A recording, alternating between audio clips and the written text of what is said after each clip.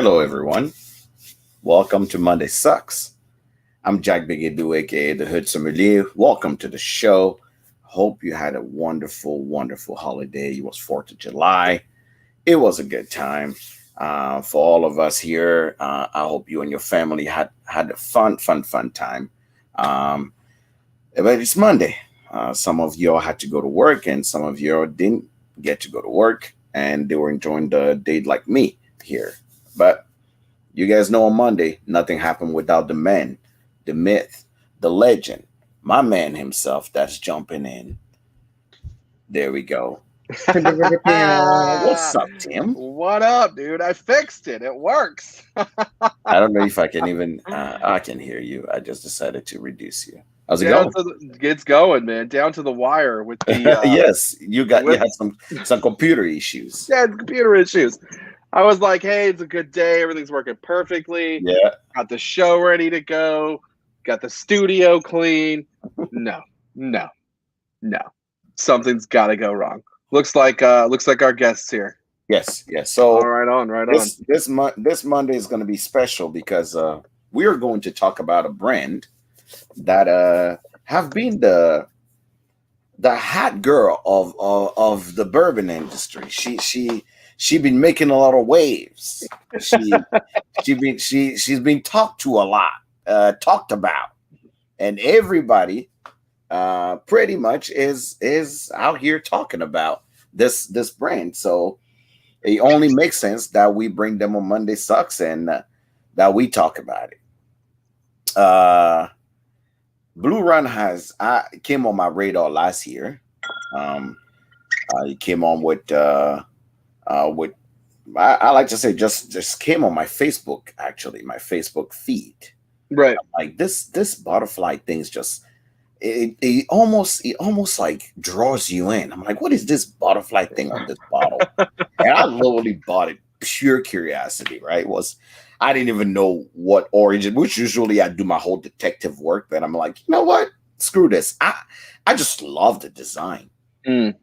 And I was hoping, when you buy some of those things, you're like, I'm gonna put it on my wall of shame because it's one of those things that you bought, you didn't do your research, and it just looked cool, so you're just gonna buy and put it there.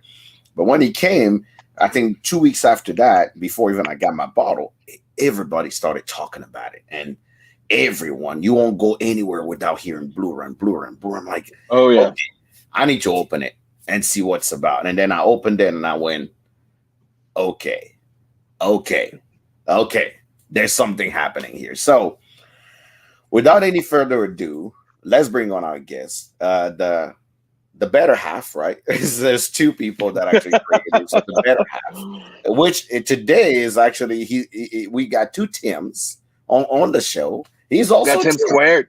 Yeah, Tim ladies and squared. gentlemen, welcome the man himself, the co-founder of Blue Run. Tim, welcome to the show. Hey guys. What's up, How's it going? We're bud? gonna give you a bigger platform. You get to move to the big screen so people Wow. can see No, you. no, no. Nobody wants to see me that big. You know anything about Tim squared. I like that. Yeah. How you doing, bud? Gentlemen, I couldn't be better. Are you kidding? Wow. That's good. Welcome to Monday Sucks. Please. It's the story of my life. I feel That's like why I've you're been here. for a long time. I love your show, guys. This is where it's at. So Absolutely. Here you're now on Monday Sucks. We where my hat's jacked we up. I don't know we what's going talk on with about we talk about everything and anything, and Yep. we try to get deeper into the brand and understanding, and really about educating the people that follow us.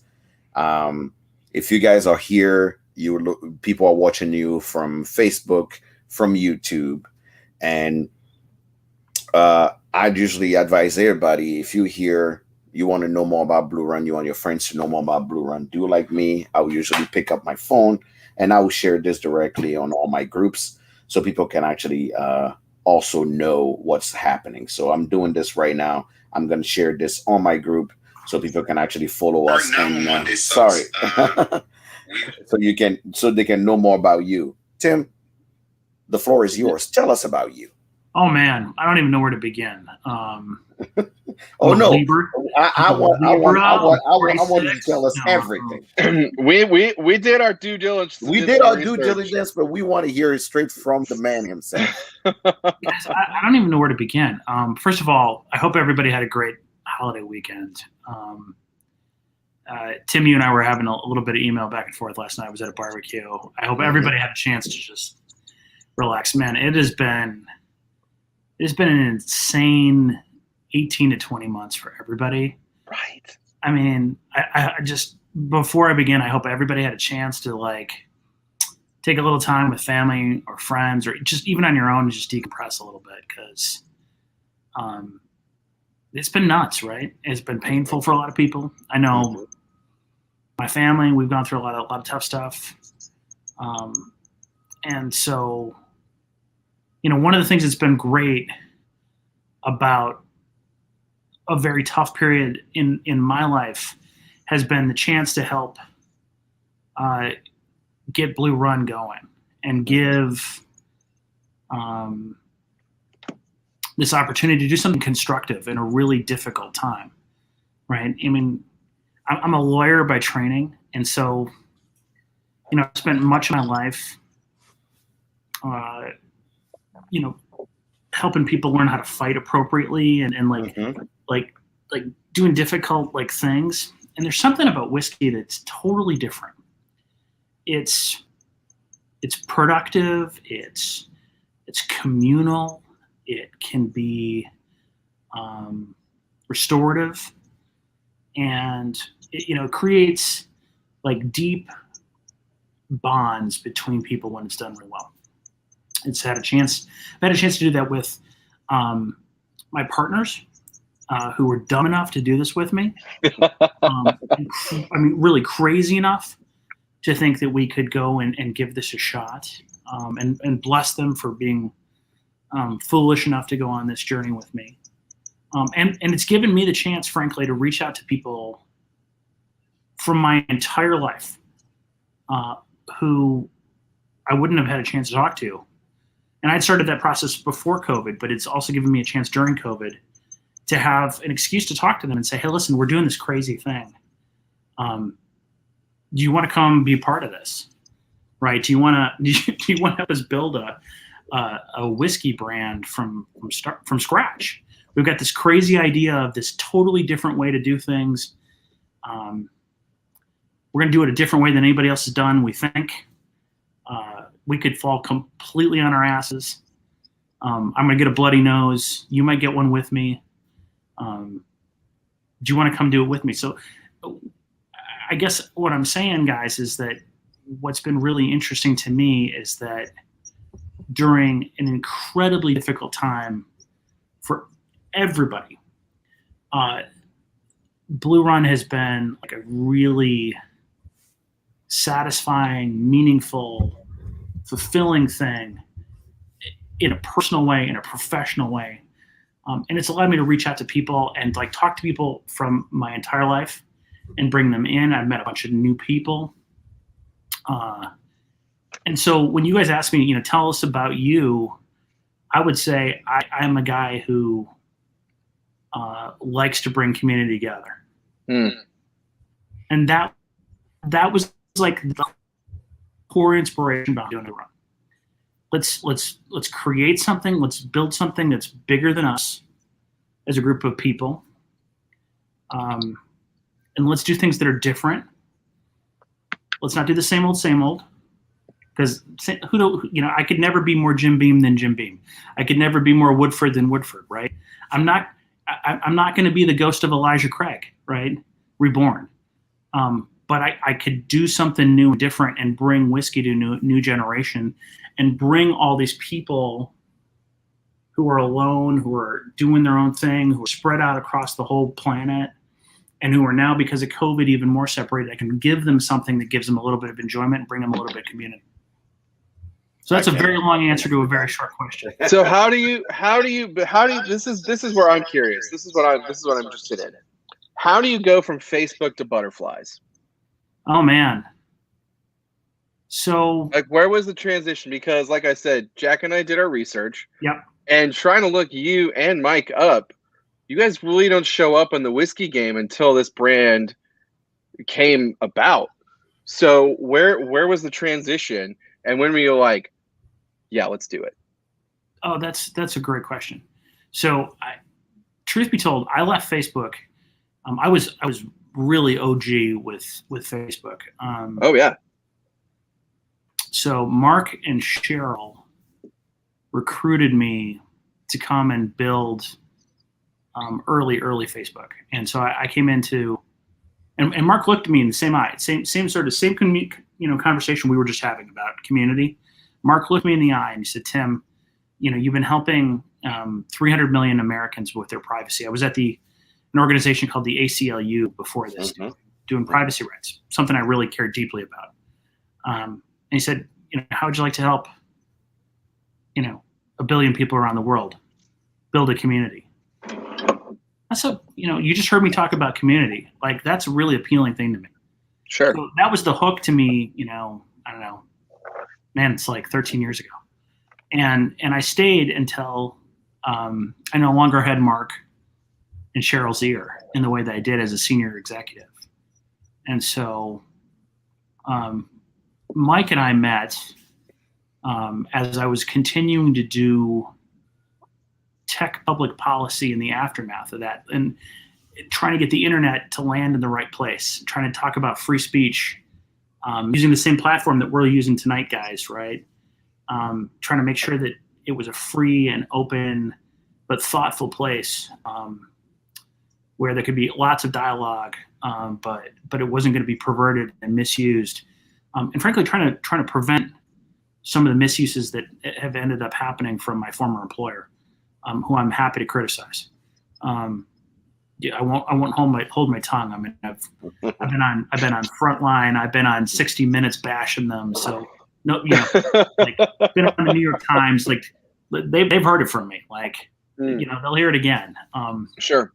So Mike I met because I was critical of my former employers. I'm critical of a bunch of the tech titans who I thought I haven't gotten it right. And so Mike and I got to know each other because Mike was also doing sort of like good white-hatted stuff, even though we're wearing black hats tonight, white-hatted stuff, right? Trying to make the world a better place. And, as we went along and did this tech policy thing, what I learned about Mike is there is nobody in this planet I've ever met who can do earned media like Mike Montgomery, my co-founder. That guy, like, Mike's like this. Mike will come up with 10 zany ideas by noon every day. You're like, this is what we're going to do. We're going to build a brand. This is what we're going to do. We're going to create 10. He's like 10 ideas. 7 of them, you're like, Mike, you are out of your mind. Like, dude, you are batshit. Like, that's just nuts. Just no. Just stop. 2 of them, you're like, huh? Yeah, but no, that won't work. And one of them, you're like, whoa. And so Mike, I got to give him credit because Mike was the sort of the guy who said to me one day about, I guess it's going on 4 years ago now, called me up. He's like, Tim, you do all this stuff with startups. You're always helping startup companies get off the snide and get going in the right direction. And he said, I got some guys in Kentucky, they want to talk about whiskey. And I was like, why are you calling me, man? I was like, I like this stuff a lot, but what do I know about whiskey? He's like, no, dude, just take the call. My guy Jesse from Georgetown, Kentucky, who flash forward is one of our core founders, and the reason we're based in Georgetown, Kentucky. And that conversation and this crazy notion that Mike Montgomery can just make crazy things happen, and the bedrock belief in this guy, Jesse McKnight from Georgetown, Kentucky, and the McKnight family, who I've gotten to know, who are, grew up right across the street from Elijah Craig's original mill, and his original house, and the water they drew from to do some of his original bourbon, drew me in, right? And so Mike is a persuasive dude, and he will wear you down. So I got talked into it, and it didn't take a lot of doing because I love bourbon. Sure. Always have. And again, guys, the chance to build something as opposed to like stopping stuff, and the chance to build some community and to do something that was positive and constructive and about community. Who wouldn't leap at that opportunity, right? Especially when you get great people around you. And then a series of like never should have happened in a row, which we can talk about. Like our story as Blue Run is like a once in a billion. Like it's not just the trifecta at the racetrack. It's like the trifecta on steroids. Like we hit it all, boom, boom, boom, boom, boom, boom, boom. It all just happened. And like at a certain point, you're like, I can't fight fate, man. Sure, like, sure. So, it brings I'm not me superstitious. to the obvious question is, yeah, why the name Blue Run and why the butterfly? Yeah. Okay. Great questions, Jack. Just great questions. So, Blue Run. I mentioned Jesse McKnight, my co-founder. So Jesse grew up in Georgetown, Kentucky. Was inspired by Elijah Craig in this mill that he grew up across the street. It isn't even marked, by the way. There's a little tiny placard when you go to Georgetown. Talks about Elijah Craig having drawn water from the Royal Spring, which runs this little tiny creek, runs right through Georgetown. Elijah Craig called his first mill, his first church, the Blue Run Baptist Church in Virginia. And so we took the name and the inspiration from that. And so Jesse and his deep tie to Kentucky was really instrumental in giving us the name. And, by the way, if you ever tried to name anything, try to come up with an original name. Dude. We've been there. we truly been there. Monday suck. I'm like, here.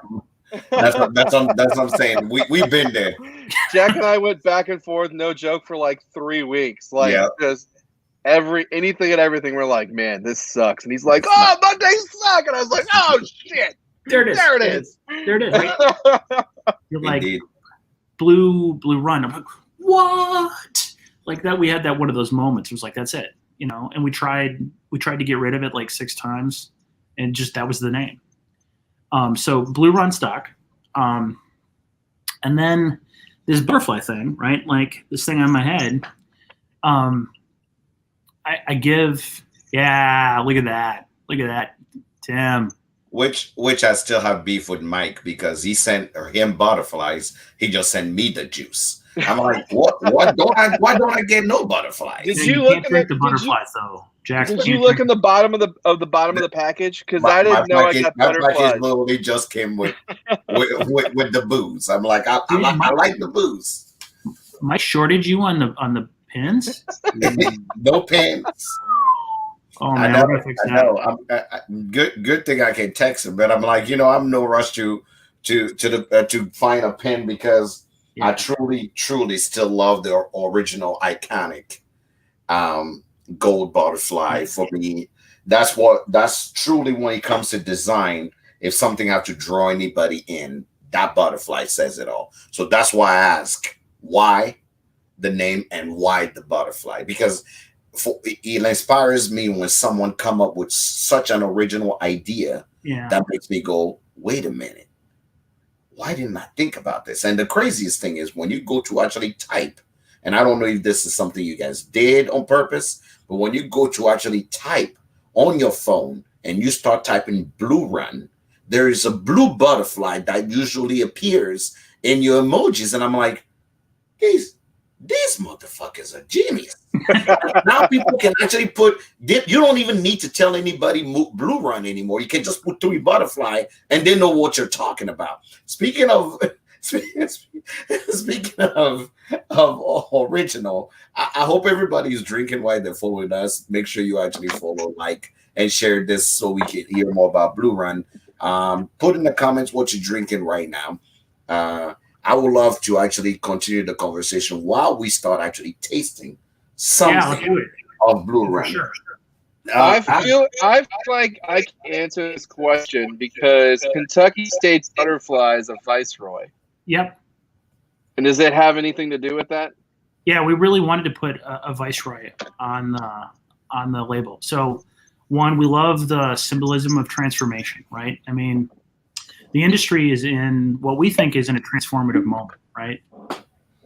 Look, the people who are getting a chance to drink the great stuff that's out there, it's a wider community than ever before. And we wanted to signal from the beginning we weren't going to just be the same old, right? We weren't going to be old such and such. We couldn't be named after, our old granddad's recipe, or great Kentucky. We don't have a Kentucky Colonel, right? We were going to rely on the greatness of the mastery of Jim Rutledge as our liquid advisor, 50 years of industry experience to pick our juice for us, right? And then to distill other juice that he's distilled for us. And we're going to bring some of that to bear pretty shortly to the market. We're pretty excited about that. God damn. Some of Jim's first distillate's coming. We can talk about that a little bit. But the butterfly is like such a transformative symbol. It's also, and I got to give Devin McKinney, one of my other co-founders, our lead designer from Nike, all the credit here. Devin's design experience from Nike is, and his intuition is, if I don't see your bottle on the shelf of, and we studied, we truly did study, in a business school sense. We studied all the bottles out there, and if you look at all the bottles, guys, something like 95% of the bottles have a tan, brown, white, or black label with tan, brown, white, black, silver, or gold trim. And if you look at them, even as experts like you guys are, from 20 feet away, 15 feet away across the bar, many of them will just blur. And if you're walking through a liquor store and you're just an average consumer and you don't immediately see a red wax label from Makers or something like that is really iconic, that sticks out, or the Horsies, right, that has really distinguished itself, it just your brain just washes over it. So Devin says, if my brain doesn't even register that your bottle's there, it's like it never happened. So the butterfly is literally, it's a slap across the face.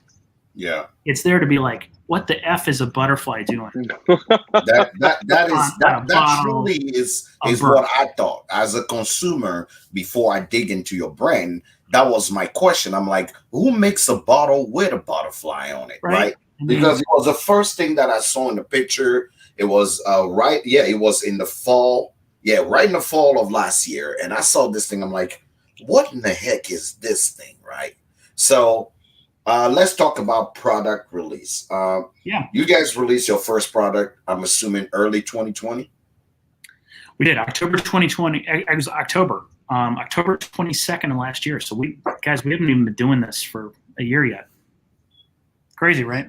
You guys just released your 13-year age, and I think you guys have a fall and a summer. We did a fall and a winter. Okay. And then we did. We've done the single barrel, and we did a 13.5, and now we've got this the 14, which is the follow-on, right? Okay. Which is, I think, what we're drinking tonight. At least that's what I'm drinking. So right now, I went back to visit. I'm drinking single barrel tonight. Are you? I went back to visit your first original release. Okay. Which was the 13-year. The 13-year of the fall release of the 13-year. You guys had 2,600 bottles. Yep. Of the fall release. Blue Run slowly this year, now that people are aware of it, became the talk of the town because it's probably the hardest bottle to get right now on the market. Yeah, I'm sorry. It pisses me off. It's probably the hardest bottle to get on the market. I remember you guys did your this year release. This year, you guys actually came up with something, which I'm gonna say something that's a little controversial, but which actually also is true. You should hear Is what my that friends and family say. the marketing Lay it on me. behind Blue Run makes it almost hard to ignore, right? It's like if you know about Blue Run and if you follow either your digital, we talking Facebook, we talking Instagram, if you follow Blue Run, it's almost hard to ignore what is happening. You will get FOMO so fast because when the juice comes out, I mean, we got announcement, and you guys, for some crazy reason, have a strong following advocate. Now, I love the product. Why? Because the juice was just good. But there is some ambiguities that are not answered for me. And for that reason, I'm like, okay, before I jump in and become your number one, fan, once those questions are answered for me today, I will. Because I love Blue Run because the juice is delicious. The design is amazing. The product behind it. We all fought, I believe, 3 Mondays in a row. We were cussing each other in groups because somebody couldn't get a bottle. Somebody got a bottle. The only person that didn't even care about the bottle was able to get the bottle. People had 3 computers in front of them hoping to get a bottle on Mondays. And it all had to do with this little black box here that took the word of whiskey in a whole shambles. Right? You guys came in and revolutionized how this thing is gonna go. I even had to abuse my power. I went to Mike. I said, Mike, why are you making me do this? I'm getting anxiety on a Monday at 1:00 just trying to get a bottle. This doesn't make sense. I'm the hood sommelier. Like I had to literally say, I said, do you know who I am? I'm getting anxiety here, right? But it was all fun because every Monday, either it was a Black Bourbon Society or the Omaha Whiskey Place, or every group I belong to, Monday right after literally 1:03 p.m. Eastern time, people will post, did somebody get a Blue Run? Right? That was the first question. And the comment joke will keep raining over and over. And you guys created a photo, which I love and appreciate. But now let's start with the question I had. As I love educated consumers, and I love brands that actually create transparency, because when a brand creates transparency, I love that for the simple reason that I can go to people and go, oh, before you start talking trash about this brand, make sure you check this out. Go check this interview. These are the answers you need, and this is why you need to support this brand. This is why they have this price point. This is why you should probably, your dollar is justified, right? So, hot chair. I'm putting on a hot chair. Let's start with the juice itself. Let's start with the fall one. Obviously, you mentioned you guys have some distillate and the new one. So, new one is 13 and a half. This one is 13 year. Yep. And the newest one is even 14. So hold on camera. There we go. Correct. It's like I don't know anything about the internet, even though I know a lot about the internet. Camera here, Tim. Camera. Sorry. Camera. Yeah. So I would definitely say everybody asks the same question. Why do I have to spend $200 and some on a bottle of 13-year juice? Yeah. Where is it from? Because that's probably been the mystery of everything. Yeah. So it's sourced. Like let's do the math. We've been around since we launched in October. Mm-hmm. I told you our foundation story. It's about 3.5 or 4 years old. This bottle is 14. We sourced this bottle, but it's because Jim Rutledge, 50 years of experience. If there's a Mount Rushmore in the bourbon world of master distillers, Jim hates that phrase, by the way. Hates the phrase master distiller. Sorry. So I will eschew saying it. I hope Jim's not listening. He'll chastise me later for it. But because he's such a humble man, he's just so incredibly humble. But we went to Jim and said, "Hey, Jim, we love everything you've ever done," and I was foolish enough to ask him to work with us, and he's such a decent human being. He agreed, right? And it was like one of those, like, this can't be possibly happening, that like one of these people I idolize is going to work with me on my whiskey. I'm just, what? How is that possible? So this stuff is sourced. We can't say who it's from. Okay. I wish we could. Have you answer this? Have you been sitting on barrels for 4 years? Not for 4 years, but for several years.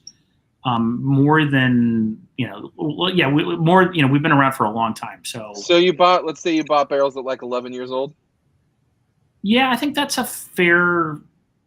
I can't do exactly the math off the top of my head because I'm terrible at math. That's why I'm a lawyer and not an accountant. And here's my other question, because I know NDAs. I'm tiptoeing.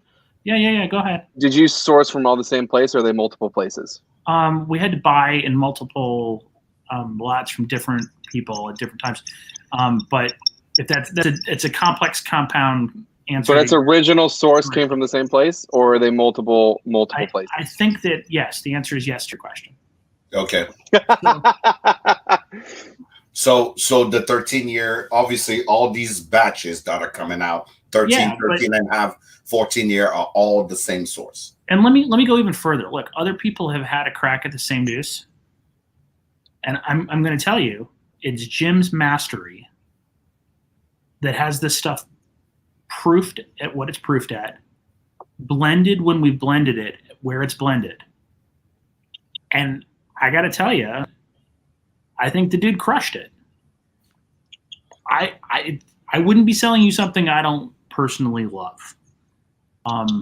So you really are a lawyer. But no laws apply here. It's truly about the juice, because I tell everybody, when a brand comes on the market, I'm probably one of the toughest critics, because once I step behind a brand and for what they stand for, what they do, and the juice they actually bring to the table, I understand. I will tell you, my first impression when I had the Blue Run 13-year from the fall, I'm like, okay, this is good bourbon, right? There's no argument. It's just good bourbon, right? Mm-hmm. Because you taste bourbon, you can find complexity, or no, this is just good bourbon, period, right? Perfect bourbon. When I actually had it, I'm like, okay, if I had this blind, I'm not gonna hate this. Which is hard usually in the business to find one bourbon that you don't go 3 sips in before you go, I kind of like this. First sip for me did it. Wow. So that's why when somebody said Blue Run, I say definitely a must buy. Thank you. Right. That's why. So you can't reveal the source, but these are all the same source. Yep. You bring it out, you release 2,600 bottle. That's what? That's 10 barrels, right? 2006, 2006. The yield was that high. It was closer to 50. Okay. Yeah. Hold on. 25. 25 originally. Okay. 25 originally. Yeah. So 13 years at that point, you do the evaporation. So people ask about the price, and Jack, I think you were going there about the price. Like, why? Oh yeah, that was my next question. So damn much, right? Yeah. Like, your cost of goods sold, when you do the math, to get started, if you're buying source juice, which we had to do, and you're buying stuff in the teens, like teenage juice in Kentucky, first of all, there's none of it to be found. Ask anybody. You guys know this as experts. It's not there. You cannot get it. It doesn't exist. We were lucky as all get out to get this stuff. We were like fortunate. Try to buy it now, impossible. Doesn't exist. Nobody's going to find it. Mm-hmm. The price point, you're in the 5s, 6s, 7s. Some people are paying higher than that per barrel, per 1,000 per barrel. You reverse engineer the math, guys, and I'm telling this for everybody out there. If you're starting to talk about maybe 100 bottles per barrel, and you're doing like 7,000, it's your cost to not be absolutely bleeding money is got to be where we started, or even higher. Oh yeah. And that's before you get marketing, before you do any sales, before you do any design. And so I will say this, we've been profitable from day one, which is unheard of in the industry. I mean, But we were profitable point, because we got lucky. You guys. I mean, if you're quite conservative in what you've done, which I believe you did, I can see you guys being profitable. Now, if we go to batch 1 is done, obviously that has been a success. People like me went on Instagram and told everybody, if you haven't heard of Blue Run, make sure you check it out. Now you guys come up with a 13.5, and you came up with 3 or 4 things that actually I thought, again, marketing genius. You did the Founders Bucks, which I'm so mad you guys didn't do enough of them for everybody. Then second, you came up with this box design, right? This is the talk of 2021 in the whiskey industry. This box design. It's all box that actually. Can you still smell the lacquer on yours? Because I can sure as shit smell the lacquer on mine. Yeah. That was my favorite thing. I opened it and I was like, oh, hello. This is probably the sexiest box so far of 2021 in the whiskey industry. Oh, you guys are too kind. Thank you. It comes with everything, which I believe that's the reason why my juice is about $50 more. So I will return this box. I would like to take 50 back so I can buy more juice. No, I'm kidding. I'm kidding. But no, when I heard that the designer of Nike created this box, I said, you know what? Keep the box. I just want the juice. The box is gonna cost me as much because the design definitely is fantastic. Met lowly click. You guys are hearing the click. It is magnet click in. You put it on any shelf, look beautiful. The butterfly went from I would say silver to now black. Which one is the gold one? Because I see the gold in the pictures, but which one is the gold butterfly? Yeah, so all of the original, like the 13, the 13.5, and the 14 is all this is all gold. This thing's got gold on it. Okay, mine seemed to be silver. It's not gold. No. It's actually white gold. So it's gold in there. Oh, okay. Okay. Now we are about to come out with 2 4-year products, and we'll be coming out with a 4-year rye and a 4-year bourbon. That's being distilled at and that's gonna be your own product. Right? Some of these were actually Castle and Key. Some of it was distilled before. But this stuff is some of it is Jim Rutledge's first juice. Jim's first juice is since he was at Four Roses will be our bourbon coming out like late fall. The rye is going to come out first, and they're both going to have different butterflies. So so if you understand right, you guys did 13 different barrels with this year release. I'm assuming 12 or 13. No. 10 barrels. 10 barrels were single barrels. That's right. 10 barrels were all single barrel. I have number 7. That's the only one with my 6 computers. I was able to get one. I got the number 7 because apparently lucky number 7. I know a few people that are able to get a couple of them, which you guys, communication wise, you guys do well. I know Mike came and posted about, you make sure you check on security. You make sure people, I just make sure if you're watching this, they've tried their best so no one goes in and buy 27 of them and that's for sure. Trying to sell it on secondary and whatnot. Because I truly believe this juice is for everybody to experience. I do not share Blue Run with anybody that is not an experienced drinker. And I think that's the following you guys currently have is people that are experienced drinker that know good bourbon and understand pricing. Yep. Can I just make a comment about that, guys? If you don't mind. Go ahead. Please. Yeah. So, I got blown up. I'm sure you did. Every run in the casino. Everybody in there, everybody I know was like, "I hate you. You're the worst." You got computer bots. Good friends and family. Some of our own investors were like, "I can't stand you. How can you not trust me?" We made sure the bots weren't there. You can't build a brand and have somebody buy the vast majority of your juice and lock it up. It's not good for us. Mm-hmm. Right. So we're doing everything we can to make sure that everybody who can have at least one bottle. Yeah. And can have an experience of it. Because there's no way you can build a brand if somebody's hoarding it. Right. This is It's exactly the opposite of what you need as a young brand with like really limited supply. Like we want more people. Again, remember it's that experience of community that I was talking about earlier. It's like it's deep in our bones. I can't have one dude. I mean, even distribution on a treasure chest of the shit. That's not gonna help me at all. I had to ask about distribution even because you guys had to limit distribution to only a certain state. We got people that follow us here that are show that own stores, and even they were actually disappointed because he won't come to their state for distribution and for them to have in their own store. New York is one of them, and like I said, you guys did such a good, you kind of your own nemesis because you guys did such a good job at marketing your product that the whole United States of bourbon was expecting this juice to come to their hand. Yep.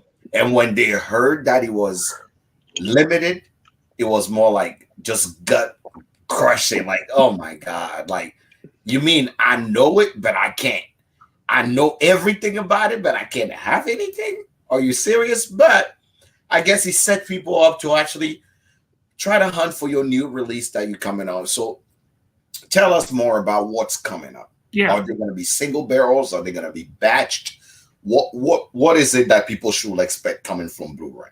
So we're going to have two products that are going to be mainstay products. Because listen, I feel like you guys, it frustrates the hell out of me when I can't get what I want as a consumer. Like, I go to stores and they don't have what I want, right? And I like I'm a Russell's Reserve guy. Like I think everything that Jimmy Russell has ever done. Yeah, right, Tim. Tim is he's a turkey head. Right. Like you put Jimmy Russell behind anything, and I'm like, oh yeah, I'm there. Right. Amazing, right? I can't get Russell's Reserve. Yeah, I'm in DC.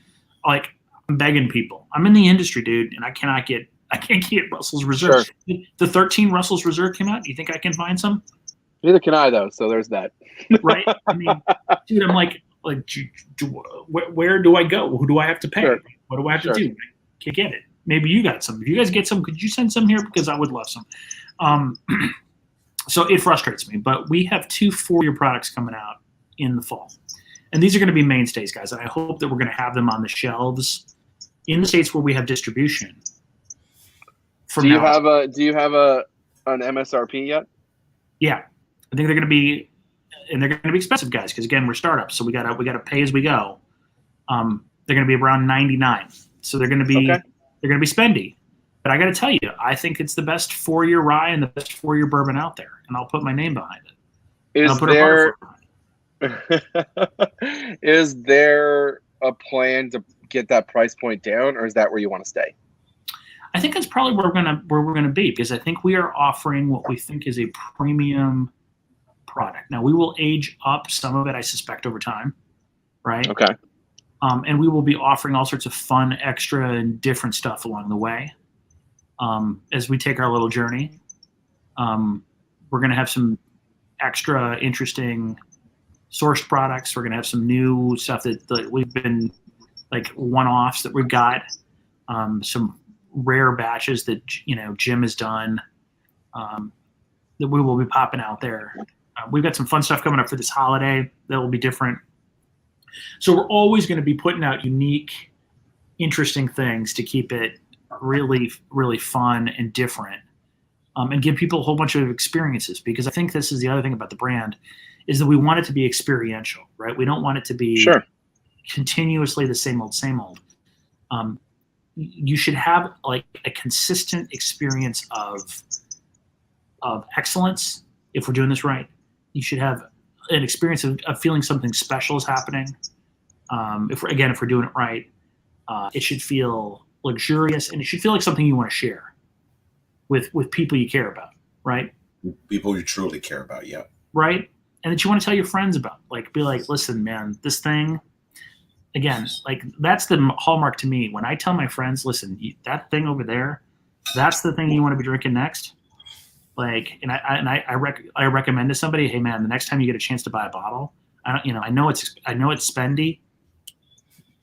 And that maybe will be your uphill battle will be the price point. But Maybe. I truly believe that when quality is involved, I've spent money on good juice that I just did not care what the price was. I just wanted it.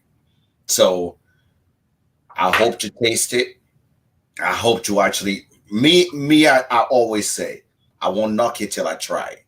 And if I try it and it's there, I will say, hey, this is worth more than $99. Why? Because the juice is just so excellent. And there is some 4 years juice on the market that are on that price point, but those people have built some sort of name for themselves. Right now, you guys are known as the best blending. You know, I'm sure when we have our Monday Sucks Award night, you guys will probably come in as contenders for 2020, 2021. You know, so far as single barrels are concerned, you got a good team of people that actually have picked these single barrels, and I haven't heard anybody told me that they hit it. Anybody I've asked you, I say, hey, which barrel did you have? What's the number? And they're like, have you tried it? And everybody go, man, this juice is fire. I'm glad I bought it. So that means you guys are doing something right. So your real, I like to say, test will be the 4-year product that are coming out to really see. I agree. Because source juice is almost a little cheating code. You already have the map. That's fine. It's cheating. You just draw through it, but your palette is what we're trusting right now, because everything you've put out right now says your palette, very good palettes are part of the team. So you are choosing something that the masses can get and go, hey, I like this. It's curated. So now, I mean, somebody is curated an experience for you. Correct. I hope people will give us the trust, right? I hope that we, at least for the people who've purchased or 13 or 13 and a half, a single barrel, or 14, will say, you know what, I'm willing to take a shot. Oh, no. I'm sure everybody will be willing to actually at least get one bottle to say, okay, let me give it a try. There's some brands that have blew my mind from every single product that I have, and some brand that came in and say, okay, I like this one and this one, but I don't really like this part. So I'm sure everybody that actually ever tasted Blue Run will be more than happy to pick up a bottle and say, I'm looking forward to the rye, to be honest. I'm kind of bourbon out, but I'm really looking forward to a rye. And that's look, what I'm looking forward to. I know we're going to get the haters out there who are going to be like, dude, I would, I spent $17 at Mellow Corn and I wouldn't, spend okay, that's cool. It's cool, dude. I appreciate that. Listen. I mean, $17 on Mellow Corn. Listen. If you're paying $17 for Mellow Corn, you're overpaying, friend. Right? You're overpaying for it, my man. What you got to pay for? It's what it is. $9.99 for the Mellow Corn. Okay, so I got the jug, right? It's okay. It's like the double. It's double size, right? And I love Mellow Corn. I'm not hating on the Mellow Corn. C-Jack. But listen, I'm a Mellow Corn hater. There's bourbons for every mood, right? There's ryes for every mood, right? So it's okay to spend up sometimes. Yeah. I totally agree with you. Yes. I 100% agree with you. There it is, Tim Draper. Look at that. Represent. Love that man. Look at this. Big heart to you. Look at that. He carries Mellow Corn anywhere we go. I keep it in my purse. He keeps some Mellow Corn in his purse anywhere we go. I tell you, listen. Yeah. So Tim, is the plan to be in that premium category? Because I know the cost of starting up, like you gotta cover that. But then I said, okay, is it gonna come down? Is it gonna stay there? I think we want it to stay there. That's fine. Like great example. Okay, take Peerless. Peerless started out in that premium bracket because that's where they wanted to be. So from what I can gather, I feel like that's kind of where you guys want to be. You want to be in the premium bracket, and that's fine because there's plenty of great brands in the premium bracket. But is that the mindset, or I think are you going a different? Okay, I think so. I think that if we look at, and this is a business question, as much as it is like a consumer question. Like if we think where the opportunity is, right? Like I'm never going to compete with Buffalo Trace, with Woodford, with makers. I mean, go right down the line. There's no way that any of us who want to get in the craft game can mass produce and get our COGS down, our cost of goods sold down, and compete. Like they can compress margins, and this is what it's amazing, like what you can do at scale, right? And similarly, I can't do volume, because what I'm doing is I'm putting some of the best stuff on earth into a bottle, in my opinion, right? And so I can't do it bottom up. So the opportunity is in this like tier that is the prestige premium, the ultra premium like layer that is sort of merged. And I have to say the whole market has sort of moved this way because of the scarcity. As the whole world has discovered bourbon, and it has become a prestige good, right? As Kentucky, in particular, products, bourbon and rye, have become a prestige good, and the Chinese and the Indians have begun to buy up Kentucky bourbon in the way that they bought up, Bordeaux from Bordeaux and Champagne from Champagne and Napa, Cabernet, right? They're starting to buy, bourbon from Kentucky. It's pulling the whole price up. It's creating some of the scarcity. It is just a market reality. It's dragging the whole price point up. So we see this as our opportunity. It just so happens that we think we've got great stuff. And frankly, it works with the economics with the business. So again, you wanted transparency, guys? Here it is. Sure.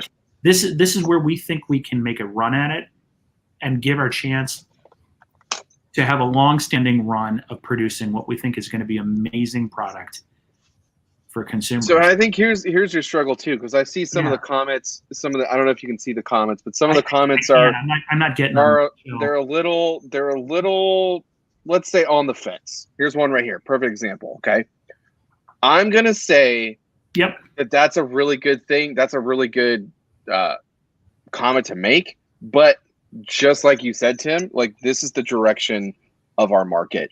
And if you've been in the game long enough, you're still going to kind of have that mindset of, why am I going to pay X amount of dollars for bourbon when it's this old? Don's right. But he is, but that's also the direction that we're going. It's sad to say, but that's where we're at now. Like bourbon has become a premium, an ultra premium commodity. And so until the bubble pops, that's where we're at. 6 to 8 years, maybe 10. I hope it's sooner. Yeah, it might be. Nothing on anybody else. Nothing, but I enjoy drinking really good bourbon affordably. I'll pay for it, but it's also going to make my collection dwindle, right? So I'm not going to have like tons and tons of bottles. I'm going to have like a small collection now of really good shit, and I think that's kind of I think that's the frustration of the common consumer, because it's like, hey, I used to be able to get all of, okay, cool. We're no longer in that era. Like the whole, I used to be able to get insert bottle X for insert price X. We're not there anymore. We can tell those stories all day long. Jack has those stories. I have those stories, and we haven't even been in it that long. So how are you going to, this is segueing into my question. Okay, now I see what the comments are. Now I see the comments. Cool. Okay. So how are you going to segue? This is my segue. How are you going to, I don't want to say baby, but how are you going to attract those customers? Or are you even worried about those customers or consumers? Because to add to his question, because right now your average target consumer is someone like me, right? Someone who already spent $199, $200 on a bottle of a craft distillery that I trust that they actually are doing well, right? So when you bring Blue Run out, middle class, have a little bit of disposable income, so I don't care. I want it. I'm buying it, and especially because it's not on secondary and it's retail at that price, I trust that I'm gonna buy it. So you, what do you call it? You now are putting a product out. I'm curious to see, am I your target audience, right? Am I the people, the more people that you're bringing on, or with this new release that you're bringing in, you're trying to come back to, hey, if you're just walking into bourbon, you should give us a try too, right? So you have those two type of clientele that you have out there when it comes it's a to bourbon. great set of questions. Look, subject to revision, right? Because we're still learning. We're young, and I got to be honest, we're humble. I'm not going to pretend we know and we got this figured out. So anybody who thinks that I'm saying we got to figure it out, let me tell you straight. We are making mistakes every hour of every day, and we are trying to live to make it to the next day, because this is tough. This business is tough, man. And we're having so much fun that we want to keep doing it. But like anybody who says it's easy, don't Sure. kid yourself. But I got, like, there's a price point break that's happened. If you look at what I think the market's happened, that's people are willing to now spend where they were willing to spend. Some consumers were willing to spend about 60 to 70. Their price point has gone up to 99. Mm-hmm. So you'll notice where I said 99, because that's where we can get to with some consumers, and they're willing to test and say I will spend, because they're willing to gift up to $99 because they believe that is a gift of quality as well. So when you think about what you're going to give to somebody at the holidays, like some people will give a $99 bottle to their best friend or their boss or whatever. So there's a point that we're trying to hit there, and then there's going to be another price point above that. And to the comment, I think I see Sean Kim here. I'm not sure that we're ever gonna have an everyday drinker anytime soon. It's going to take a while. But that's not your goal. But that's not your goal. Well, yeah. I'm gonna say having a conversation with you and drinking your product, that's not your goal. It's not. You don't open a $200 Bordeaux and drink it every single day, right? Like that's not, unless your pockets are really fucking deep, okay, and you're flexing real hard, which there's also that category. That's not what you do. You keep those around. You're like, okay, this is really special. I'm gonna have it with really special people. Like Jack said earlier, he's not pouring this for your everyday drinker. He's pouring this for someone who understands the notes and the nuances and the esters of a 13-and-a-half-year-old bourbon, period. I'm not going to pour this for a brand new drinker. You know why? Because they're not going to understand what's going on here. The first words out of their mouth, because this is 127 proof, they're going to go, oh, that's so hot. Guess what? I just wasted something on you. Right. And it's not because you're new. It's because you're inexperienced. You haven't earned your stripes yet. So I think it's dead on, Tim. and I'll be honest, Tim. There's some things that you do that piss me off, and it's not you personally. It's the brand. Oh, yeah. no, And it's just probably because me personally too, but because I think it's because I've been in this just long enough to where I saw it start to like really, really peak, and then that peak plateau and become the standard. And I think that's the only reason that I get upset, because I drank a lot of really good stuff in the beginning that I probably had no business drinking, and that I was able to get my hands on because the people that I knew. Whereas like that's getting a hold of that stuff now, you got to pay for premium for it. So that's the only reason when I deal with craft and NDPs like this. I mean, you guys soon won't be an NDP, but as for now, you are. That's my only frustration. It's like, man, I have to spend $200 to get something really good, but it's really, really good. So that's my only qualm about it. Here's what I want you guys to hear, though, and I want everybody else to hear. Listen. Sure. And Tim, you know this in particular, and Jack, and you've experienced it. You can actually email me. Yeah. I have your phone number. You can call me, and don't worry. You haven't heard it, but Mike heard it. Mike heard it. Mike got phone calls that literally. I sent him a text. I said, I just spent literally an hour of anxiety. I like this, or I don't like that, or I think this could be different or not. You know what I'm saying? He hears because I believe. I also own a couple businesses, so I understand how you need that feedback to always come to you at all time, because we get what I like to call comfort zone disease, right? Because the people in your team you're comfortable with, you guys shoot the shit, but you don't get that controversy that come and hits you like a train. Like that was stupid. That was not a great idea because all of you guys in the room all agreed, right? So even if it was okay as an idea, you guys all agreed, so it's fine. But when you hear from an outsider that just look at you and say that was just left side stupid, you go, okay, maybe they're making a point, right?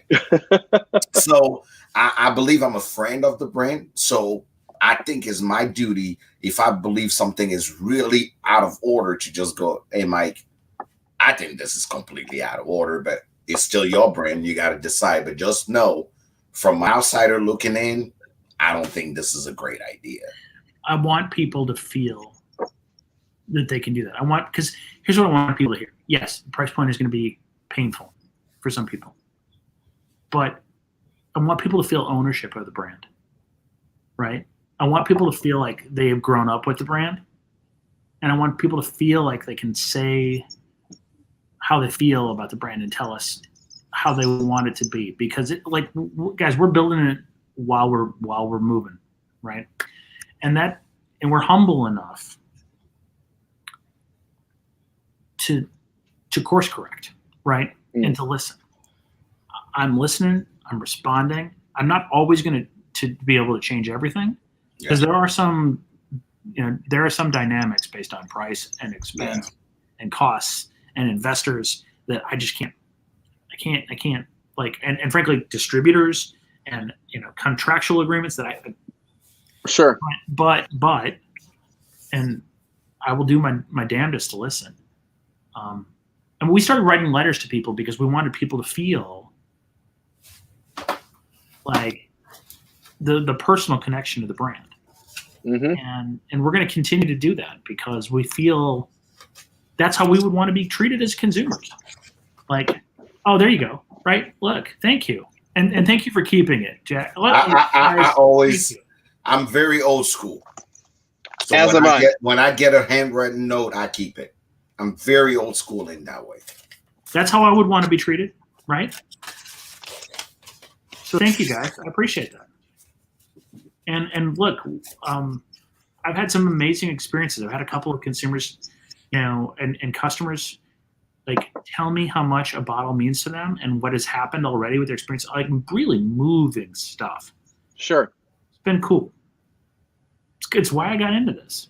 Absolutely, absolutely. So, and I think your story, the brand itself, the marketing you guys put behind it, truly is appreciated. But you cannot be on Monday Suck. Here we go. Monday Sucks without actually answering the biggest question. Screw all we just talked about. This is the most important question of the whole show. So when you're on Monday Sucks, we will ask you one primordial question. It could come from your parents, your upcoming education, your life coach, your guru, whatever. But as a brand, when you walk in here, you have to answer this question. We need one advice that does not suck because your Monday sucks. Advice. So we want one advice that does not suck. We heard a lot, so you got to come with something good. We heard people give us so many good advices, and our public so many good advices. So this is officially bring you into the Hall of Fame of Monday Sucks. We registering everybody's advice that does not suck. So Hall of Fame. What is your one advice that does not suck? It could be from your grandpa, your grandma, somebody. I'm going to give you that. I'm going to give you Devin McKinney's advice from earlier in the show. If I don't see your brand, it's like it never even was there. Okay. If I don't see your brand, it's almost like it never was even there. Okay. So the butterfly, look, I got to tell you, we got a whole group of women who drink bourbon, and we didn't set out to make bourbon for chicks, bourbon for women. Like, this isn't a pink bottle. There's a bunch of people who are like, this appeals to me. Yep. we have a lot of people who say, I can see your butterfly from 15 feet across the bar. Guys, we very carefully designed the bottle so that if it's on the third or second level and there's a bottle in front of it, the neck is sticking out so you can see the butterfly.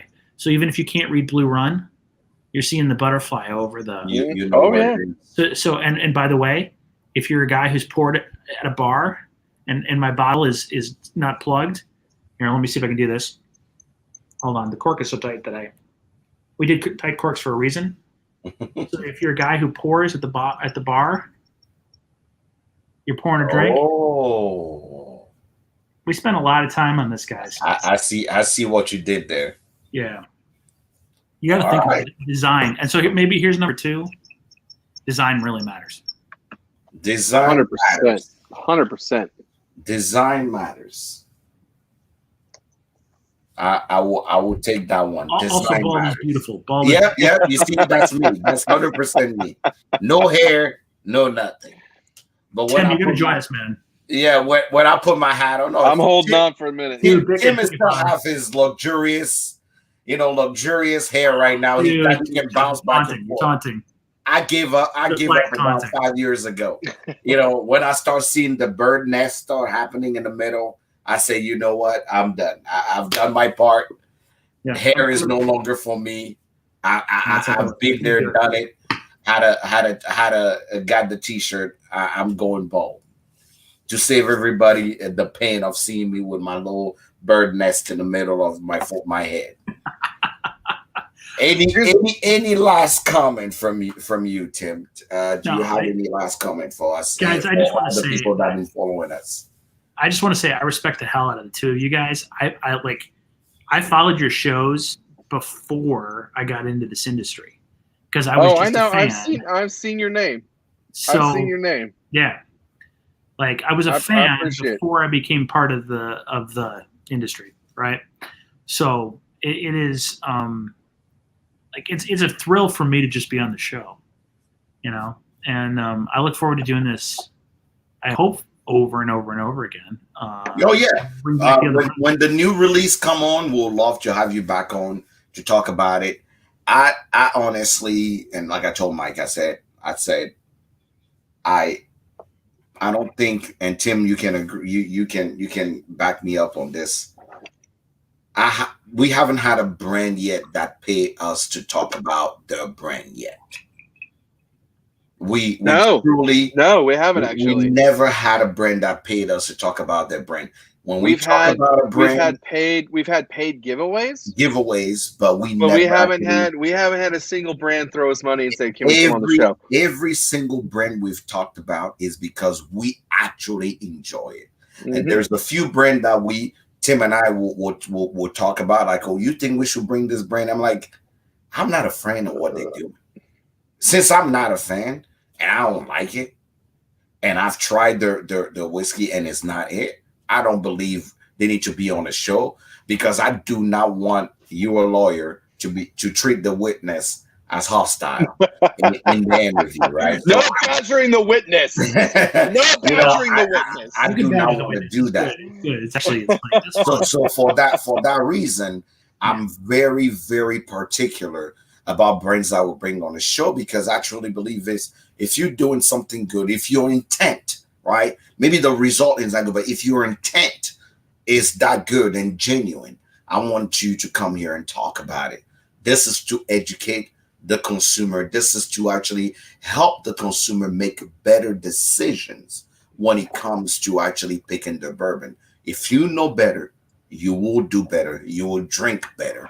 So our goal is always to educate the people that are coming here and want to actually know more about it. So we are happy for you being here. When your new product come out, depending on how we taste it, how I feel about it.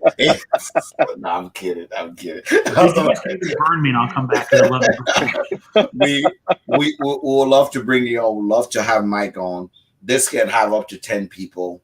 Oh, Mike's boring. You don't want to have him. We'll definitely love to have you on it and really, talk about the new product release. And it'll be fun to do Can't wait for what you guys have coming up. Congratulations on Thank what you. you already have accomplished. Congratulations on this, probably the best marketing, the best bourbon marketing out there right now in the industry, bar none. Everybody knows the name Blue Run. People can literally type it in their emojis and text messages now. I cannot wait to see what y'all will come up with. I'm very excited about that. And on that note, we're letting you go free like a butterfly. Gentlemen, cheers. We're just getting started. Have a great Cheers. evening. Love Monday Cheers. Sucks. Cheers and congratulations. Cheers. I'll be brother. back soon, I hope. Have a great evening. All right. Guys. Okay. We'll love to have Cheers, you. my dude. Great. Cheers. Thank you. Bye, everybody. Thank you. Brother, guess what? That was a good interview. Fuck yeah, it was a good interview. Man, I was not a little what I weary. expected. No, same. I was a little weary of some things. Yes. Not what I expected. I'm glad you went the way you went. That Facebook to butterflies line hit me midway, and I was like, "Oh fuck, I have to ask this." Yes. Yes. I was like, "I gotta drop it this way." Yeah, but that hit me. That hit me out of nowhere. No, dude, that was fun. That was fun. It was a lot of fun. I'll tell you, I'm definitely holding back drinking more of this, because it's fucking. I don't know when I'm gonna get my hands on some more. I'm telling you, like if you have a Blue Run bottle right now, I can tell you right now, just keep the bottle you have, because chances are this is one of a kind that you just have. So drink it slowly. Do like me. This is how much I've drank. Like little sip. Oh shit! Yeah, this is how much I've drank on my bottle. Yeah. The reason why is because I truly pour myself a dram just to enjoy it, and I put it back on the shelf. I truly believe they've done an amazing job with the whiskey. I cannot wait to see what they come up with. I'm excited. I think I would say the whole their own product coming out answers the question you and I were having earlier with why is Jim Rutledge at Bardstown Bourbon Company with Blue Run? I think that kind of answers it. Even though I think Tim kind of tiptoed around it a little bit. That's okay. Mm-hmm. He's a lawyer. He's got bills to pay. But I think that's why Jim Rutledge was at Bardstown Bourbon Company.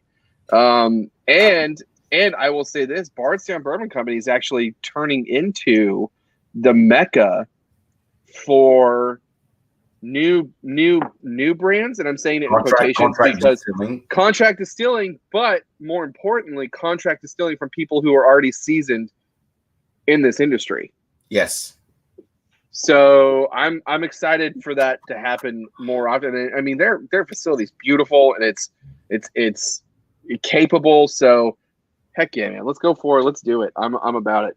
No, I can't wait to see what actually what they're coming up with. Honestly, in the industry, I don't know. I don't know what else they are going to do or what they are going to bring in, but I cannot wait to see what exactly is it that they're.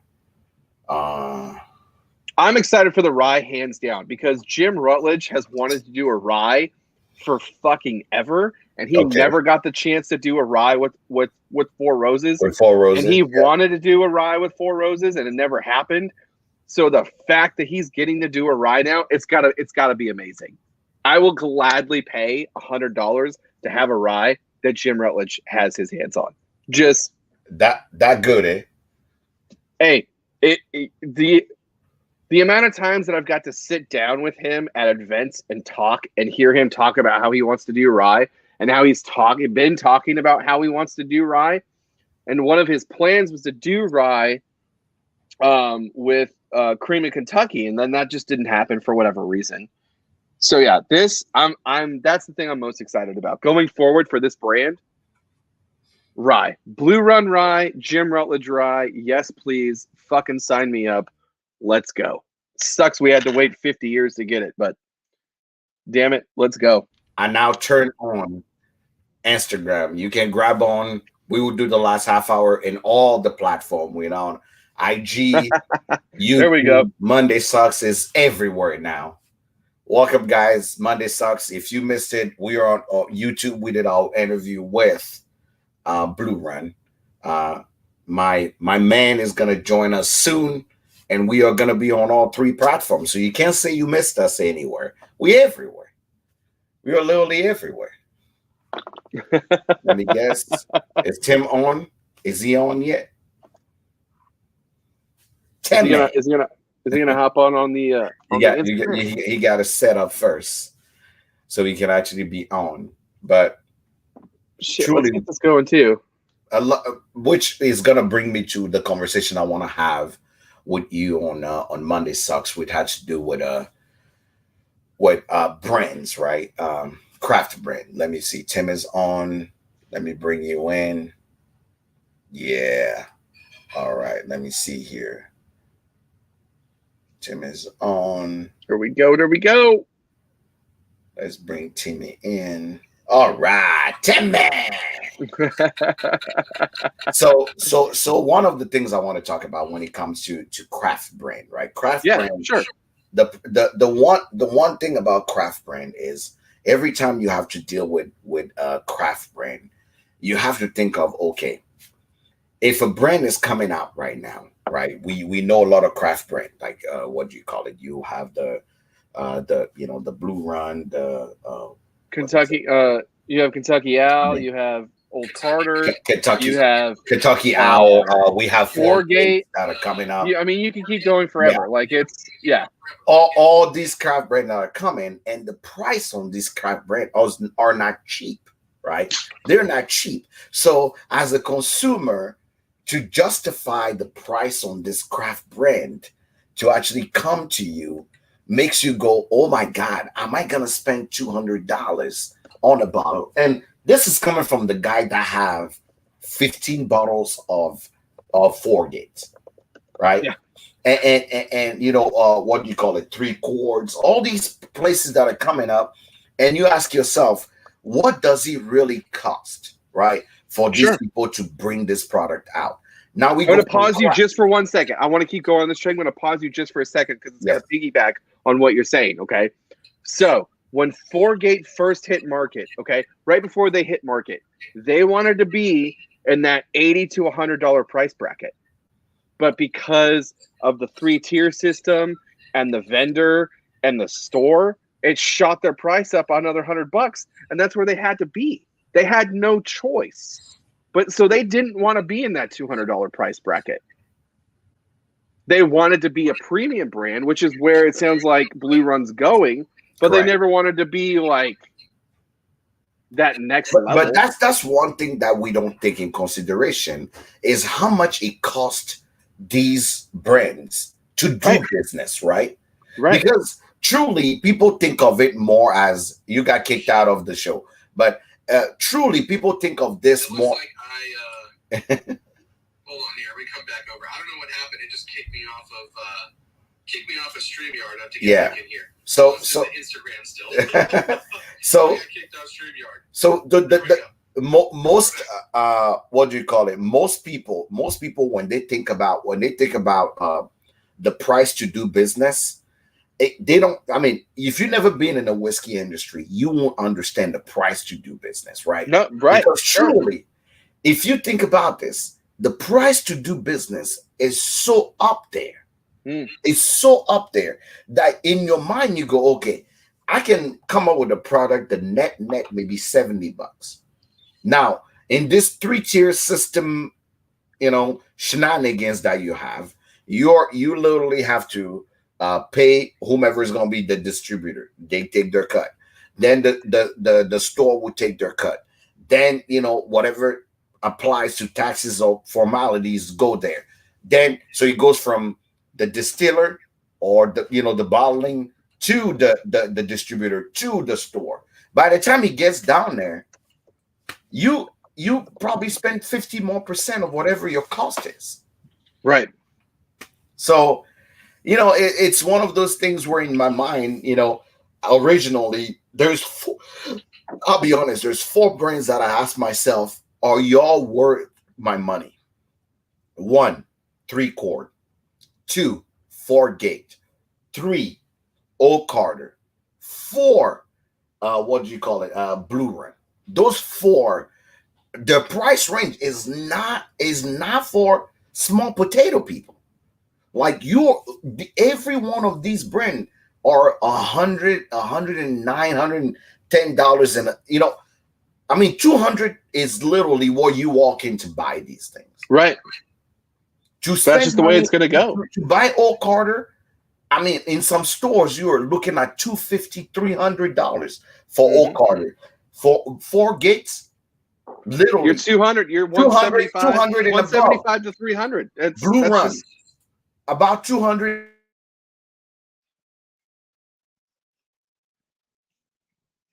And above 200. So somewhere you sit there, you go, the money for a new consumer walking in is like, do I really want to spend money on it? Is it a hype? Is it not? Am I really? Am I getting what am I getting out of whatever I'm spending? And so far, I'll be honest and say multiples. Right? If you look behind me, multiples. I'll tell you, here, I haven't dropped money on some of these premiums that I regretted. And so here's mine, okay? Bardstown Bourbon Company, 4-Gate, Old Carter, Blue Run. Mm-hmm. I have not, and I'll add 5 and I'll put 3-Quart in that category too. But out of these NDPs, I have not had one of their premiums and been like, fuck, I wish I wouldn't have spent that money. I won't even put Bardstown Bourbon Company in it because I believe Bardstown Bourbon Company is just producing excellent product for the price it's supposed to. But I mean, they're also blending really good. They're also sourcing and blending really good products. Correct. So they're kind of on the fence in that aspect. But still, their stuff, I've never once gone, fuck, why did I spend that money? I've gone, no. Fuck, why wasn't there the chance for me to get more than what I got? And that's one thing we have to be, I know we are quick to go and judge, brands and go, oh my God, why is it that you guys are charging too much? But we have to be fair. Sure. There has to be a level of fairness in when we talking to brands or when we're dealing with brands and spending the money on what they're spending in, is that I believe brands are now, or especially new craft brand, are really aware of the quality they have to put up for people to really respect that price point that they're putting out there, right? If we're going to talk about, for example, Kentucky Owl is amazing juice. Yeah. So, Old Carter, do you know how many people offered me Old Carter? Like, I've seen Mark and Sherry work on blending like it was a science. Like they put so much work in because they're so big on, I want to make sure that whatever we are putting out is so good and we want pride behind it. So when they're selling it at $199, $179, and after costs and taxes that you are $200, somewhere it is the fruit of their labor. Sure. So I think we can go back. I think we can go back to you providing, and I'm saying you, like, I'm going to single it down to like a person like you and I, right? Yeah. You're providing the service and your cost is X, right? And you have that one friend who comes along and says, hey man, I had this idea. This is what I wanted to do. Blah, blah, blah, blah, blah. And you go, okay, cool. Here's my price. Here's what it costs to get there. And they go, what the hell, man? I thought we were friends. I thought we were this. I thought we were that. Why can't I get a freebie? And I'm always going to rebuttal. If you respect what I do and you're a part of what I do, you're going to have no problem giving me the money for my services. Indeed. Or for my craft. Indeed. That whole I want a freebie, give me something. Fuck that, dude. If your friends and family really respect what you're doing, here's my advice that does not suck, okay? If your friends and family really respect what you're doing and your craft, whatever it may be, whether it's a hobby or something, whatever, fuck it, okay? You're getting paid for it. and they don't want to pay you for it, they don't believe in you.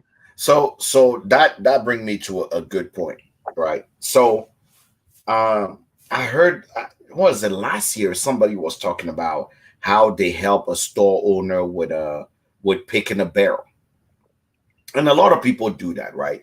People get to the point where they're like, "Oh, I'm helping with barrel picks and blah blah blah, and I'm doing this," and the store owner looked at them and say, "Oh no, thank you for helping, right? We thank you for coming and helping, right?" And that was it.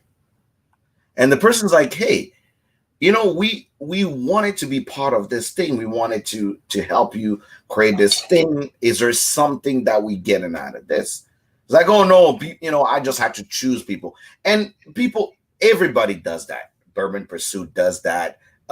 We inviting you to come and help us. It's the experience. We wanted to experience it. Fuck that. And I will be honest with you and just say, you guys are taking advantage of your Patreon, because not only we are paying you to actually sell us the barrel, you are giving us the opportunity to pick a barrel. No, you're not.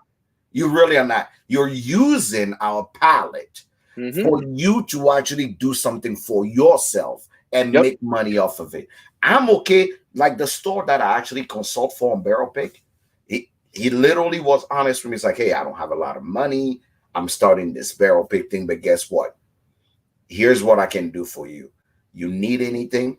You need any bottle? It's yours for retail." I'm like, okay. And then there's another store. There's another store that actually said, "I'll pay you $100 for what you help with. Or if you promote what we actually do, I will give you a percentage of what we're doing." Okay. So I'm okay with that, because these people are not only respecting what you do, they understand that you're trying to do it professionally, and they also respect you as a person that is coming in to do it. I truly believe that a lot of people in this industry have no problem taking advantage of people and turning into saying they're giving people an opportunity, which is actually a lie. I deal with it. I deal with it on a daily basis. You're getting an experience. Yes. Fuck that. Pay me. I know what the fuck I'm talking about. I know what I'm doing. People always come to you and go, "Oh, you know bourbon. We would like to. Would you come to our barrel pick?" Yeah. But why? Why do I have to come? Why would I come to your barrel pick? Because I'm not making any money off of it. I'm not getting even credit for being the person that helped with the barrel pick. You are telling me, "Oh, because I'm inviting you to come taste this bourbon, I'm doing you a favor." No. Guess what? If you pick a barrel and you suck, it's in your name. Yep. 100%. You still get the credit. So don't sit here and think you're doing me a favor. It's time for us to kind of change the narrative on this thing, and all this Patreon group and bourbon group and all these. I'm gonna be very candid. All these users of people, to literally come up and say, "Dude, hey, I'm gonna take care of this. Thanks for coming and bringing your best foot forward to help us pick something, to help us do something." For all you out there that believe that it's okay to use people, especially the people that are doing this professionally, because people know people don't know your worth till you tell them your worth, right? Right? People don't know your worth till you tell them your worth. So if somebody look at you and is telling you, "Hey, I'm inviting you to our barrel pick. Thanks for inviting me, but you can keep it." Yep. It's okay to actually say no, because it's my palette that you want to use, right? So no, thank you. I'll be fine. I'll be just fine. I think there has to be a fair, and I understand how some store owners will actually say, "Hey, I'm going to do this by myself." No problem. If it's great, it's you. If it's terrible, it's you. But before you actually, people don't know your worth until you tell them your worth. So some brands will come on and actually tell me, "Hey, we want to work with Hood Sommelier." Okay, this is how much I cost. And some people watch it. There's plenty of name and account here that if I wanted to be messy, I would call name by name and tell you all these people that will approach me and say, hey man, we want you to try our whiskey. Hey man, we want you to try our product. Because every single person here is just saying, oh, I'm so happy to get a bottle. I'm so happy to get a bottle. Is anymore, I'll be honest. All of us here, our worth is a bottle. That's what we're worth. We are worth a bottle. If truly this is serious in what you do and you don't take it seriously, all you're worth is a bottle. I can sell you on the street of bourbon. I can sell you on the street of bourbon for a bottle. It's like, oh, you want single barrel snob? Just throw him a bottle. He's worth a bottle. But that's not really the point, right? I didn't go get a wine and spirit expert level 2 in spirit, study, get a certification. People didn't get an executive bourbon stewardess just so somebody can look at him and say, oh, do you want to know what your worth is? Oh, here is a bottle. Just walk away. That's what you're worth. It's not fair. It's degrading at a certain point. I'd rather you just tell me, you know what, motherfucker, I'm broke. I ain't got it. Would you like to help me? One day, I owe you one. I'd rather go on the I owe you. I would 100% be a part of that. Yes. Versus the person being like, ah, man, it's the fucking experience. You get to go on and fuck that. You come up and you're straight up and you're like, look, dude, I respect you. I respect what you do. I think you're outstanding. I just can't make it happen, but I want you there. Can you do this? I'll owe you one. Guess what? Do you know the number one thing I feel guilty about is when somebody sent me a bottle after my intent was just to help them out, right? It's like, no, I don't expect you to send me a bottle because that's not my worth, right? Sure. Write me a check. That is my worth, right? I say I cost $500 to do a promo for you. That's what I cost. Yep. If that's not it, just say, you know what? I don't believe you cost that. I'm going to go to Louisville Bourbon Buzz, or I'm going to go to Single Barrel Snob. They only charge $100, and that's what they want. But every person on this app, take a picture, take a thing, talk about a bottle. I will tell you one thing. Do you know the one thing I pride myself on? Honestly, when I wake up today and I want to post about 291, I want to post about my calendar, it's because I truly felt like it. Sure. And if I don't feel like it, guess what? I not gonna do it. Because you've been paying me. I'm giving you free advertisement. Yep. I truly am. So if I spend money, time, and energy to get certification to really do this professionally, and you walk to me and say, I'm doing you a favor. No, brands needs, and there's a lot of brands out there that understand that. They're like, hey, we never approach you because we're not sure we can pay you. Right. I respect that. Sure. But if I'm going to say it again, the vultures of the internet, like, thanks for sharing our shit. Thanks for putting our stuff up. Oh, to share our stuff, make sure you put hashtag sharemystuff.com so we can share it for you. What is that going to bring me? I'm doing this This is a multi-billion-dollar industry, okay? You don't think they have the money to pay you? And the fact, like you said, they're vultures. And also, the one thing I'm going to tell you, here's an advice that does not suck for this Monday. That crab in the barrel mentality that you guys have in this bourbon or whiskey community need to stop, right? It's not because Louisville Bourbon Buzz, for example, which is an amazing photographer, right? Tyler, amazing photographer, can make something happen with a brand that Jack, that only actually understands single malt, WSCT certified, have to go to the brand and say, oh, I can do it better than him. Or give me the opportunity. Don't give it to him. There is enough opportunity for all of us to have. You just have to find your niche. in the community. If you refuse to be authentic as possible, and you just want to copy and paste what everybody does, you'll never gain anywhere. If you're gonna do this for play, do it for play. But that crab in the barrel mentality where somebody's gonna cut you off and go, oh, don't, oh no, you don't need to talk to, Sleepless Kim. You don't need to talk to, this person because I can do this for you. Just throw me a bottle. Versus the person that is looking at you and say, I'm gonna take this seriously. I do this professionally. Here's how it's gonna go, and here's how much it's gonna cost you.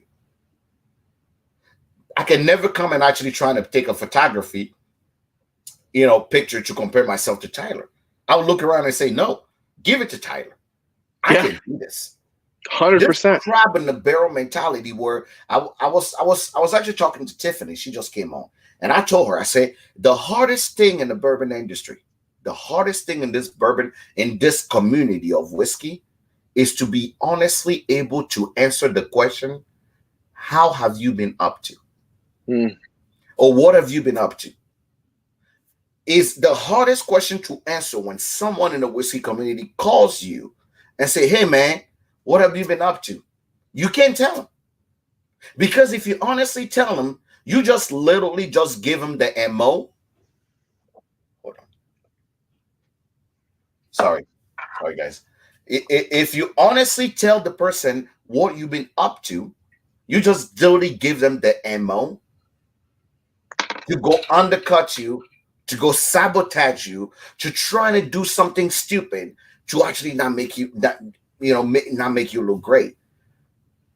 To be happy for someone, when I see the Whiskey Neanderthal and Sleepless Kim put out this barrel pick and people doing well, I get so excited. I get so hyped. Yeah, dude. Absolutely. I get so hyped, like, oh my God, my people are winning, right? My people are doing great. That crab in the barrel mentality need to be moved away. You can take that same thing and convert it right back into the industry, and I'm saying the industry like as bourbon as a whole. And I'm gonna go right back to the 1996 fire at Heaven Hill, and Jim Beam jumping in and saying, "Hey, Heaven Hill, you're fucked. Here's a yeast strain. Here's our distillery. Come distill here." And put your product out until your shit's fixed. Okay. All the brands and all the distilleries and all the names, they all intermingle. They're all doing their own thing, but they are all helping each other out. And if Jim Beam didn't jump in and help Heaven Hill wouldn't exist today. Okay. We all need to be behind each other, supporting each other and saying, fuck yeah, man, high five. Heck yeah, dude, do that better. That's awesome, man. If you're not doing that, what are you doing? Like, honestly, we need to be behind each other and celebrating each other's victories. Absolutely. The crab in the barrel mentality need to be gone. And I always tell people, ask people what they do beyond posting on the internet, right? Ask people what they do beyond that, because opportunities open themselves to everybody, right? Mm-hmm. It may not be specifically in this industry, but as long as we are in here, if I know you are a real estate agent and you also are my whiskey buddy, that's a real estate opportunity that's open for you. Do you know how many whiskey people I met and they're like, hey, dude, I just have a question about insurance. Hey, I literally insure someone that actually talked to me about their parents needed life insurance, and all we met in is on whiskey. Yep. But what I do beside that is I own an insurance agency. So he's like, hey, my dad needed life insurance. We've been trying to get him to you. Think you can come talk to him? He also loved bourbon. I say, you know what? Yeah, I would love to bring a bottle over. We'll chat and we'll talk to your dad. Boom, business done. All right. But I'd always like to know what people do beyond what we do here. Why? Because if today Instagram shut down, Facebook shut down, YouTube shut down, we'll still have what we do for a living every day. And I would love to actually help someone do better in what they do So that's an extra $100 or $300 that they can go spend on more whiskey out there, and it'd be great. It'd be great. So when people think that this word that we have is just surrounded around bourbon or around whiskey, it saddens me.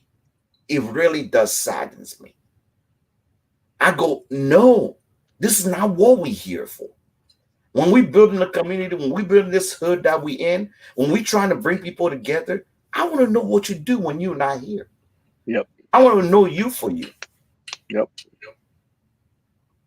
And it's that one thing that I wanted to bring on, because when you understand how business is working outside of here, when you understand how things affect you outside of here, you definitely will know how to move anymore. Me anymore, I want to collaborate with people.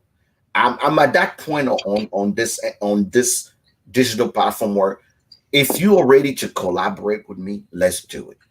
But if you're just here to chit chat about talking about somebody or trash a brand because you feel so, or send me a bottle to talk about, no, you're wasting your time.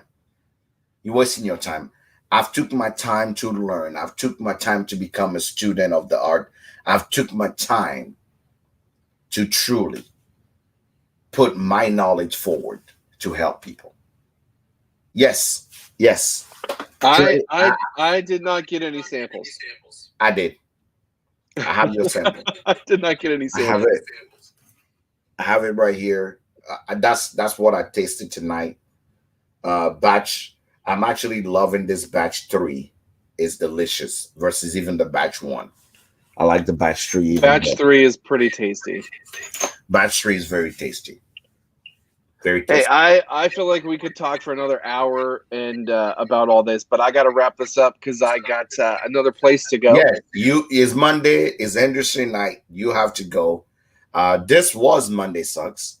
If you're here, if you don't follow us, Tim, tell the people where they can find you. Here on Instagram, Single Barrel Snob, singlebarrelsnob.com. I got some exciting news, actually. If you're local, starting on the 22nd of July, I will be doing a Thursday night takeover at the Silver Dollar.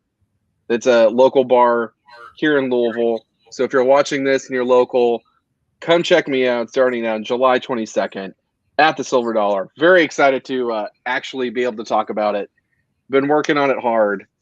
And that's actually where I'm headed tonight, too, to the Silver Dollar. So, yeah, that's also the Truth is Barrel Proof podcast. I've fallen behind. I have a catalog of things that I'm supposed to send to Jack.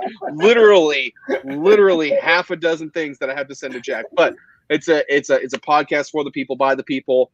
If you want to put something up and you've got something to say, record it, 5-minute hot take, send it to Jack. Guess what? You get a little bit of this, and people get to hear what you say. It's a cool little thing for the community, by the community. Jack, tell them what's good. Absolutely. Hood Sommelier here on Instagram, on YouTube, and on Facebook. I'm here for the people, and I'm here to make sure that we are doing great and that we are great in what we do. I want to see all of us succeed. A lot of great things coming very soon. This month, I will have an announcement soon. I'm participating in a few events, working on a few things that are coming up as well. But I cannot wait to see what this is going to bring us. I cannot wait. I'll be back in Kentucky again, and I can't wait for the good things that are coming. For all the people that will be at the New Orleans Bourbon Festival, I may have some news for y'all that are coming next week. So I am very, very excited for what that are coming. Just remember, guys, help one another. We all here to actually be great. Help one another. Support each other. If it's OJ that is here right now, that you buying one of his barrel picks, or if it's somebody that need help with whatever they actually going on, make sure you actually come in and help one another, because that's all we're here for. The crab in the barrel mentality will not get us far. We all here to get each other to do better and be better. On that note, thank you all so much for joining. We appreciate you. We love y'all. Thank you so much for keep supporting us. And the Truth is Barrel Proof podcast is right there. Go listen, More episode coming soon. Can't wait to actually show you what we got going on. Tim, thank you so much for coming on tonight. And cheers, Cheers, everyone. Cheers. You guys have a great night.